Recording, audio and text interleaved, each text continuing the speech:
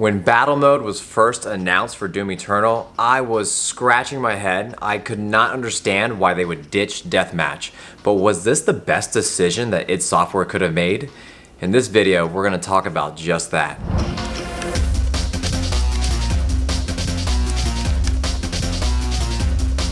Hey, welcome back. My name is Image Omega, and if this is your first time here, consider subscribing. That way you can stay up to date on all the Doom Eternal coverage that I put out there. Because this week is Doom Eternal week. I am so excited for the release of this game. I definitely want to get my hands on that single player, but today we're going to talk about the multiplayer mode, because that competitive arena, that is what I love about shooters in the first place. I love being able to go head to head with someone and really testing my skills, testing my strategies, testing my abilities. When id Software announced that they were handling the multiplayer side in-house, I thought it was inevitable that they were going to take the core gameplay of Doom 2016 and now Doom Eternal. That means the fast slayer, all the weapons, the full loadout, not these half loadouts that we got in Doom 2016, and then all the movement options that would come with it. I thought they were going to take that, throw us in an arena, and really have us test our skills against other Doom slayers with the full arsenal as well. So you'd have to get all the weapons yourselves, pick them up along the way in the map, and then just control resources such as armor or health pickups, just like good old-fashioned Quake 3 deathmatch. But that is not what we got. And I still stand by this idea that if id Software did that, we would have an amazing arena shooter. However, I think that they started to realize that what their Doom fan base is now clamoring for more than ever is just how good their single player content was. And to be fair, I didn't think too highly of the multiplayer offering that they gave us in Doom 2016, so how can you want more of that? But this time with Doom Eternal, they're giving us Battle Mode as the dedicated multiplayer offering. If you don't know what that is, Battle Mode puts you up against, well, you're one demon slayer versus two demons, or you're part of this demon duo and your job is to take out that one Doom Slayer. And then with that, the Doom Slayer himself has all the weapons, all the upgraded mobility that you could want, and just all the movement and action and combat that you need to take out all the demons just like you would in single player. And that was the whole point of Battle Mode. They wanted the multiplayer to be more like what you did and saw in the single player campaign. Just on the flip side of it, you had the two demons. The two demons will also be human players, and you're gonna control those two demons, and you actually get to pick which demon you want, like the Mancubus or the Revenant or the Marauder or the Pain Elemental, and your goal is to team up with another demon and take out that one Doom Slayer. And with the demons, you're gonna have to use strategy and tactics to your advantage, because as they say, no one demon can go up against the Doom Slayer. You're gonna have to use demons that you call in, your demon abilities, and so that's where the meta comes into play. Battle Mode, from what I've heard other people say about it, is that it is more intense than some of the most intense single player levels that Doom Eternal has to offer. In fact, Doom Eternal now boasts something called master levels, which are basically like harder versions of the regular levels in the single player campaign, and by harder I mean like 10 times as hard. And what one person said about those master levels is that they were only like 20% of the intensity that they felt when they played Battle Mode. So far, the impressions of Battle Mode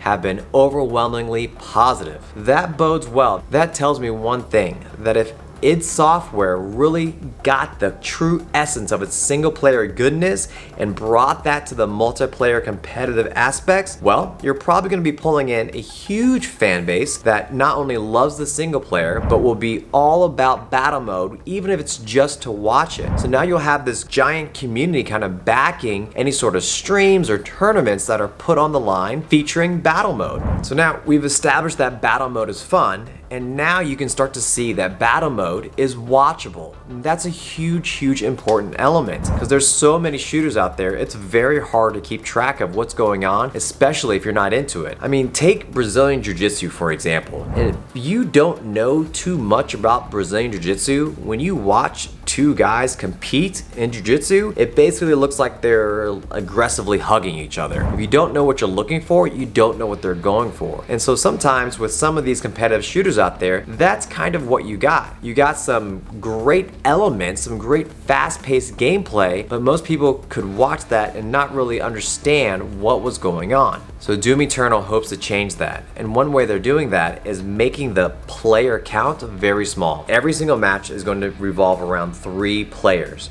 and it's going to be all in this small kind of intimate arena. So the action's always going to be there, it's always going to be in your face, and if people are taking a breather, they're taking a breather for a second. The developers have even said that they didn't even want to put a time limit on the matches because they kind of compared it to tennis. Like, you can't really put a time limit on a great tennis match. So if you put a time limit on Doom Eternal, you'd be limiting what the players were capable of. So if battle mode is extremely watchable, then it just leaves one more thing. Is it actually competitive? Is it fun? Is the meta deep enough to keep people coming back, trying new things, and really changing their strategies? Now that part remains to be seen, but what we know so far is that the Doomslayer is going to highlight some of the best Twitch skills from players out there.